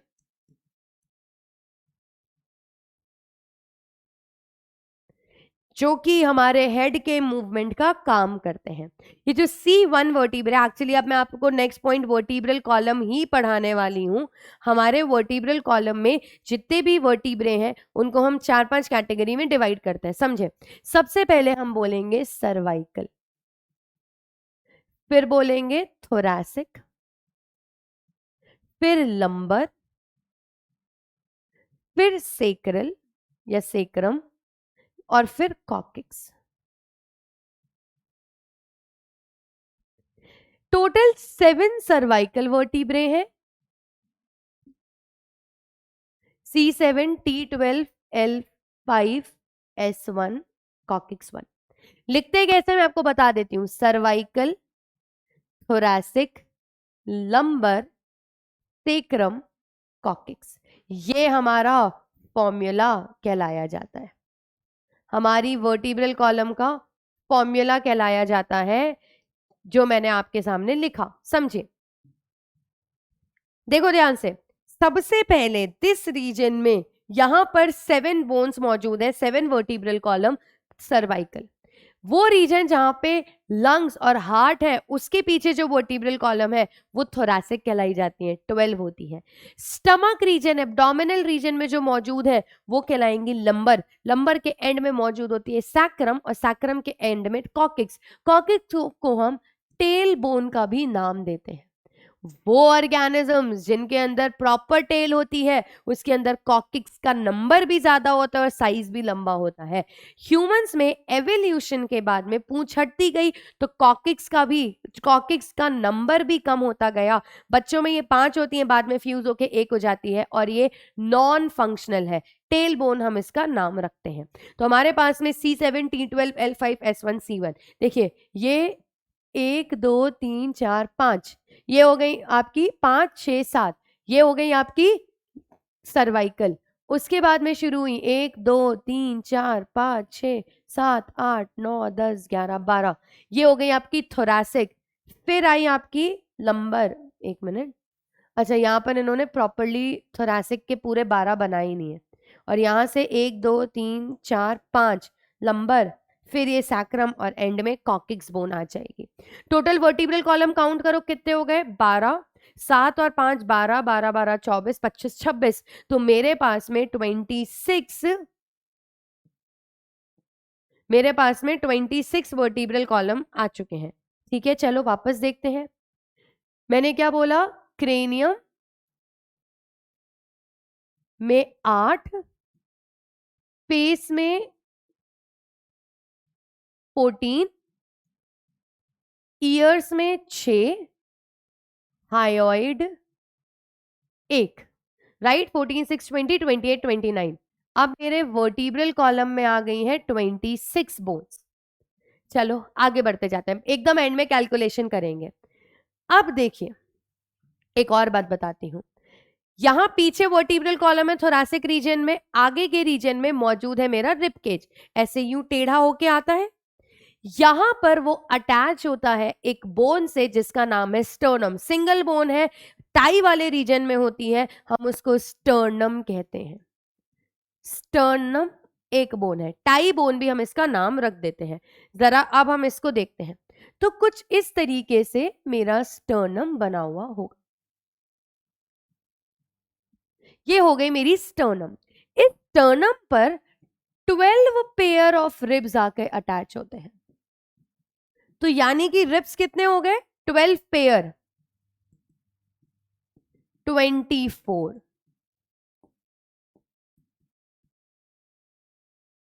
देखिए क्या क्या होता है जरा समझते हैं।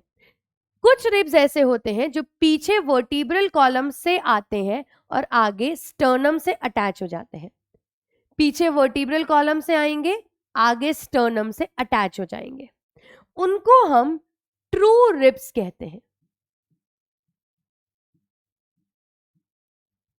ठीक है, ट्रू रिब्स जो कि पीछे वर्टिब्रल कॉलम से निकलेंगे, आगे स्टर्नम पे आके अटैच हो जाएंगे। अब देखो सपोज ये एक ट्रू रिब है, पीछे वर्टिब्रल कॉलम और आगे स्टर्नम से आके अटैच हो गई, टोटल 12 पेयर है ना, उसमें से फर्स्ट से लेके 7th पेयर तक, फर्स्ट टू 7th पेयर तक आपको ट्रू रिब्स देखने को मिलती है। फिर आया 8th 9th और 10th पेयर, वो क्या होता है, वो पीछे से तो आता है पर आगे स्टर्नम की जगह इन बोन रिब की ही बोन से अटैच हो जाता है, हम इनको कहते हैं फॉल्स रिब्स। पीछे से वर्टिब्रल कॉलम लेकिन आगे स्टर्नम से अटैच नहीं होंगे, ये ऊपर वाली बोन से अटैच हो जाएंगे। ये कौन से हो गए, 8th to 10th पेयर। और फिर ऐसी 2 रिब्स आती हैं जो पीछे से तो आती हैं लेकिन आगे किसी से अटैच नहीं होती हैं, 11th and 12th पेयर। ये ऐसा लग रहा है हवा में तैर रही हैं, फ्लोटिंग रिब्स इनका नाम है। कहां से कहां, 11th to 12th पेयर। इस तरीके से आपका पूरा रिब केज होता है। देखें जरा, एनसीईआरटी का डायग्राम समझते हैं। देखिए, फर्स्ट से लेके सेवेंथ तक ये पीछे से आए, आगे स्टर्नम पे अटैच्ड हुए, प्रॉपर आ रहे हैं, आगे स्टर्नम पर अटैच्ड हो रहे हैं, आगे स्टर्नम, पीछे वर्टिब्रल कॉलम, ऐसे प्रॉपरली हम लोगों को ये दिख रहा है।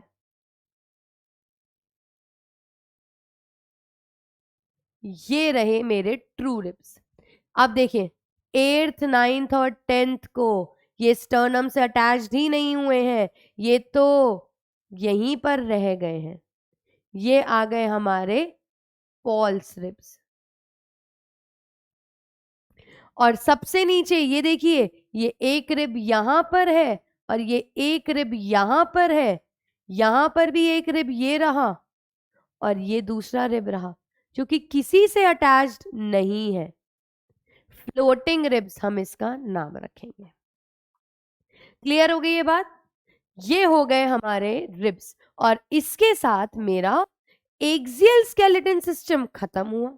देखें जरा, ये हो गया मेरा पूरा एक्सियल स्केलेटन। इसमें कितनी बोन्स हैं काउंट करते हैं। 14 6 20 28 30 30 40 50 60 70 80, टोटल 80 बोन्स हैं। काउंट करके देख लो, मुझे तो पता है। 24 और 40, 10 और 50, 50 60 70 78 79 और 80 बोन्स हैं मेरे एक्सियल स्केलेटन सिस्टम में। अब मैं बात करती हूं अपेंडिकुलर सिस्टम की, जिसके अंदर मेरा क्या क्या आएगा। ये हमने रिब्स देख लिए, बिल्कुल। अब हम बात करते हैं अपेंडिकुलर की। सबसे पहले हम बात करेंगे इसमें लिम्स की, और लिम्स में भी मैं आपसे बात करना चाहूंगी सबसे पहले फोर लिम्स की। फोर लिम्स आसान भाषा में मेरे हाथों की बात हो रही है। तो देखो, सबसे पहले एक ये बोन, इसका नाम है ह्यूमरस। फोर लिम्ब की बात कर रही हूं मैं आप लोगों से। फोर लिम्ब में सबसे पहली बोन का नाम आता है ह्यूमरस, पहली बोन। यहां पर दो बोन्स मौजूद होती हैं जिनका नाम है टीबिया और फिब्यूला, जिनका नाम है सॉरी रेडियस और अल्ना।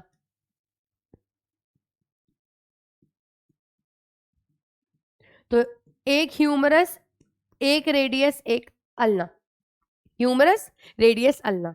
ये कलाई पर 8 बोन्स होती हैं जिनका नाम है कार्पल।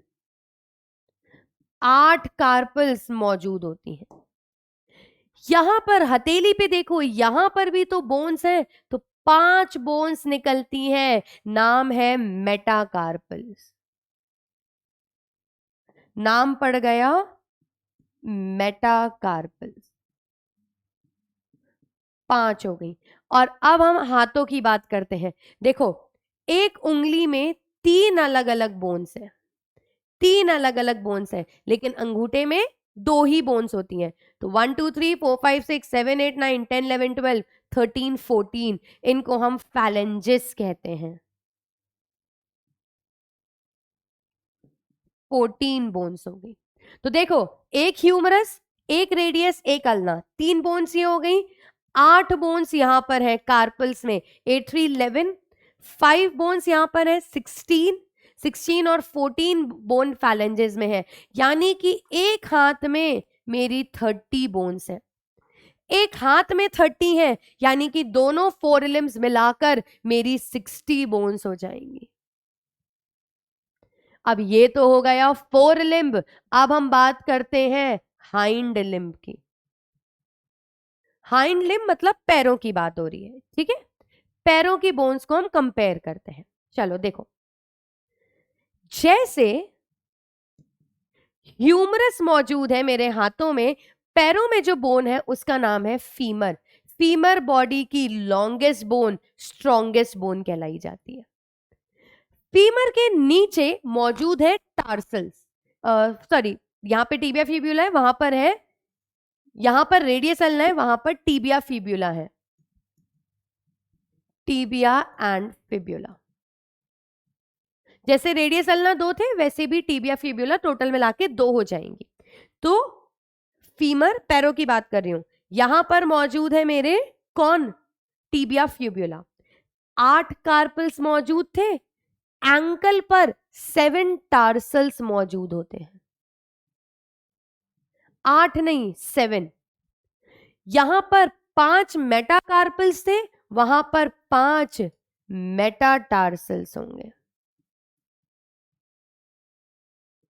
यहां पर 14 फैलेंजेस थे, यहां पर भी 14 फैलेंजेस होंगे। टोटल 30 बोन थी, यहां पर तो 29 ही आई है। एक बोन और बता रही हूं, पटेला। पटेला को ना बेटा हम नी बोन भी कहते हैं, समझिए। पैरों की बात कर रही हूं, यहां पर एक femur, strongest largest bone of the body. फिर यहां पर घुटना है, घुटने के ऊपर एक बोन होती है, पटेला कहा जाता है उसे, नी बोन, नी कैप भी कहते हैं। बहुत आसान भाषा में घरों में सुना होगा, घुटने की कटोरी में दर्द है, दादियां लोग ऐसी बात करती हैं, वही है। यहां पर 2 टीबिया फ्यूब्यूला, अगर फोल्ड लिम्ब होता तो रेडियो अल्ना, यहां पर टीबियो फ्यूब्यूला। यहां पर 4 लिम्ब होता तो 8 कार्पल्स, हाइंड लिम्ब है तो 7 टार्सल्स। यहां पर 5 मेटाकार्पल्स, अगर 4 लिम्ब है, हाइंड लिम्ब है तो 5 मेटाटार्सल्स और 14 फैलेंजेस दोनों में। यानी कि हाइंड लिम्ब में भी मेरे पास 30 बोन्स आ गई और दोनों मिलाकर 60 बोन्स हो गई, राइट। चलिए, तो ये रहा मेरा सीक्वेंस। यहां पर अब मैं नेक्स्ट बात लिख देती हूं, 4 लिम्ब 60, हाइंड लिम्ब 60। तो 60 60 120, 120 और एक्सियल की 80, 200 बोन्स हो गई हैं, 6 बोन्स बची हैं। चलिए अब मैं और बता देती हूँ आपको। ये लो एनसीईआरटी का पहले डायग्राम देख लो, देखिए जरा। ये रही हमारी humerus, radius ulna, carpal, metacarpal, phalanges. Hind limb की अगर हम बात करें तो femur, patella, tibia fibula, tarsal, metatarsals और फैलेंजेस। अब इन लिम्ब्स को बॉडी से कनेक्ट कराने के लिए भी कुछ मौजूद होता है, उसको हम कहते हैं गर्डल। ठीक है, कौन होते हैं, गर्डल्स मौजूद होते हैं। ठीक है, ये 30 मैं यहां लिख देती हूं। अब देखिए, गर्डल्स एक्चुअली कनेक्शन का काम करते हैं। मुझे 2 गर्डल्स चाहिए जो कि मेरे दोनों हाथों को बॉडी से कनेक्ट करें, और 2 गर्डल्स चाहिए जो मेरे पैरों को बॉडी से कनेक्ट करें। तो जो शोल्डर को कनेक्ट, जो शोल्डर पे बनता है, हाथों को बॉडी से कनेक्ट करता है, उसका नाम है पेक्टोरल गर्डल। और जो हिप्स में मौजूद होता है, जो लेग्स को बॉडी से कनेक्ट करता है, उसका नाम पेल्विक गर्डल है। पेल्विक गर्डल में आपको 2 बोन्स देखने को मिलेंगी और पेक्टोरल गर्डल में 4 बोन्स देखने को मिलेंगी। 2 बोन्स यहां, 2 बोन्स यहां, और यहां पर हिप्स में दोनों बोन्स। तो टोटल 4 और 2 6 बोन्स हो गई। पेक्टोरल गर्डल में 4 और पेल्विक गर्डल में 2, और टोटल 206 बोन्स मेरी बन गई। ये आ गया मेरा अपेंडिकुलर स्केलेटन सिस्टम। देखिए 60 60 120 124 126 और ये 206 बोन्स हो गई। मैं वापस से गर्डल पे आती हूँ। देखो, सबसे पहले मैं आपको पेक्टोरल गर्डल बनाऊंगी। कुछ ऐसी लंबी सी ट्राइंगुलर सी बोन होती है जिसको हम स्कैपुला कहते हैं। आप यहां पर हाथ लगाएंगे तो आपको एक लंबी सी ट्राइंगल शेप बोन फील होगी। इस बोन में से एक ऐसे बोन जा रही होती है, इस बोन का नाम है क्लैविकल। ये क्लैविकल ऐसे आगे आती है और हमारी कॉलर बोन बनाती है। क्लैविकल को हम कॉलर बोन या ब्यूटी बोन का भी नाम देते हैं। ठीक है, कॉलर बोन या ब्यूटी बोन जैसा इसका कुछ नाम होगा। तो दो बोन्स हो गई, एक तो हो गया स्कैपुला और एक हो गया क्लैविकल। यहां पर भी 1 लिख देती हूं। दो बोन्स हो गई, एक स्कैपुला में, एक इस तरफ होगा एक इस तरफ, और दोनों क्लैविकल ऐसे यहां पर आती हैं। आगे सुनिए, इस क्लैविकल में एक ऐसा प्रोसेस मौजूद होता है जहां पर हेड ऑफ ह्यूमरस जाके फिट हो जाता है, और उसको हम एक्रोमियम प्रोसेस कहते हैं। एक्रोमियम के अंदर हेड ऑफ स्कैपुला जाके फिट हो जाता है। चलो, ये रहा मेरा क्लैविकल। देखिए, इतनी बड़ी शोल्डर बोन स्कैपुला, और इसी में से ऐसे बोन निकलती है जिसका नाम क्लैविकल आ जाएगा। स्कैपुला के अंदर जाके फिट होगा आपका कौन? आपका ह्यूमरस का हेड, और ऐसे बॉल एंड सॉकेट जॉइंट बना देता है। दूसरे हैं हमारे कौन? देखना जरा ध्यान से, हमारा पेल्विक गर्डल।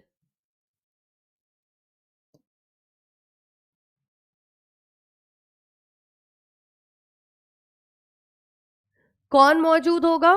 पेल्विक गर्डल मौजूद होगा। इस पेल्विक गर्डल में आपको क्या क्या देखने को मिलेगा? एक्चुअली पेल्विक गर्डल ऐसा होता है कुछ,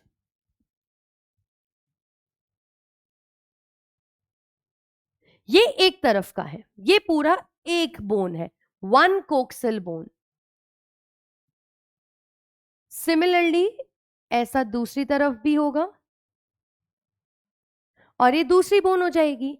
ये दोनों एक दूसरे से चिपके हुए होते हैं बाय प्यूबिक सिम्फाइसिस।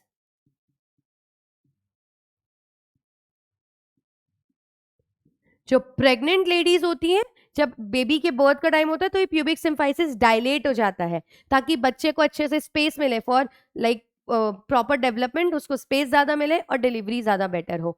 फीमेल्स के अंदर ये पूरा पेल्विक गर्डल ब्रॉड होता है as compare to male, again same reason, ताकि यूट्रस को ज्यादा स्पेस मिले। तो ये जो एक बोन है ये 3 बोन से मिलके बना है जिनका नाम है इलियम, इस्चियम एंड प्यूबिस। इन 3 बोन से मिलकर आपका एक साइड का पेल्विक गर्डल बना है। क्लियर हो गया? बस ये सब भी हमने देख लिया। अब हम नेक्स्ट पॉइंट के बारे में बात करते हैं, जॉइंट्स। जॉइंट्स क्या करते हैं? ये कनेक्शन प्रोवाइड करता है किस किस के बीच में? या तो bone to bone connection provide कर रहा होगा, या bone to cartilage connection provide कर रहा होगा। 3 तरीके के जॉइंट्स होते हैं, एक का नाम है फाइब्रस जॉइंट्स, एक का नाम है कार्टिलेजिनस जॉइंट्स, और तीसरे आते हैं साइनोवियल जॉइंट्स। जरा मैं बताती हूं, फाइब्रस जॉइंट्स अगर किसी बोन के बीच में मौजूद है तो वो बोन मूव ही नहीं कर सकती, क्योंकि ये कोई मूवमेंट में हेल्प नहीं करते, कोई मूवमेंट में हेल्प नहीं करते हैं। फाइब्रस जॉइंट्स है जो हमारे ब्रेन की फ्रंटल, पैराइटल, टेम्पोरल, ऑसिपिटल या फेशियल वगैरह, इन सब के बीच में फाइब्रस जॉइंट्स मौजूद होते हैं। कार्टिलेजिनस जॉइंट्स आपको लिमिटेड मूवमेंट प्रोवाइड करेंगे, और ये मौजूद होते हैं बिटवीन वर्टिब्रल कॉलम। हमारे वर्टिब्रल कॉलम के बीच में कार्टिलेजिनस जॉइंट्स मौजूद होते हैं, तो लिमिटेड मूवमेंट होता है। और synovial joints proper movement provide करते हैं क्योंकि they are filled with synovial fluid. Synovial fluid से भरे हुए होते हैं, लिक्विड भरा हुआ है, प्रॉपर मूवमेंट प्रोवाइड करेगा। साइनोवियल जॉइंट्स कई सारे तरीके के होते हैं, एक एक करके हम देखते हैं। जैसे बॉल एंड सॉकेट जॉइंट, जो हमारा ह्यूमरस का हेड है और स्कैपुला, इसके बीच में बॉल एंड सॉकेट जॉइंट है, ये इसको कैसा भी मूवमेंट प्रोवाइड करता है। तो ये हो गया बिटवीन किस किस के बीच में? Humerus and scapula. Next hinge joint, जो हमारा नी जॉइंट होता है फीमर और टिबिया फिब्युला के बीच में, वो नी जॉइंट है। एल्बो का जॉइंट हमारा हिंज जॉइंट है, लिमिटेड मूवमेंट देगा। पिवट जॉइंट मौजूद होता है हमारे C1 और C2 के बीच में, जो हमारे सिर के मूवमेंट में हेल्प करते हैं। तो ये होता है between Atlas and axis, C1 and C2, उसके बीच में पिवट जॉइंट होगा। ग्लाइडिंग जॉइंट्स आपको देखने को मिलते हैं हमारे कार्पल्स के बीच में। कार्पल्स के बीच में ग्लाइडिंग जॉइंट होता है और सैडल जॉइंट वेरी इंपॉर्टेंट। बाकी तो नॉर्मल कार्पल्स, ये लेकिन थंब का मूवमेंट बाकियों से अलग होता है ना, तो यहां पर सैडल जॉइंट है between carpal and metacarpal of thumb, ताकि चीजों को पकड़ना, कैच करना आसान हो जाए। ठीक है, इसीलिए थंब का एक अलग सा जॉइंट होता है, अलग सा मूवमेंट होता है।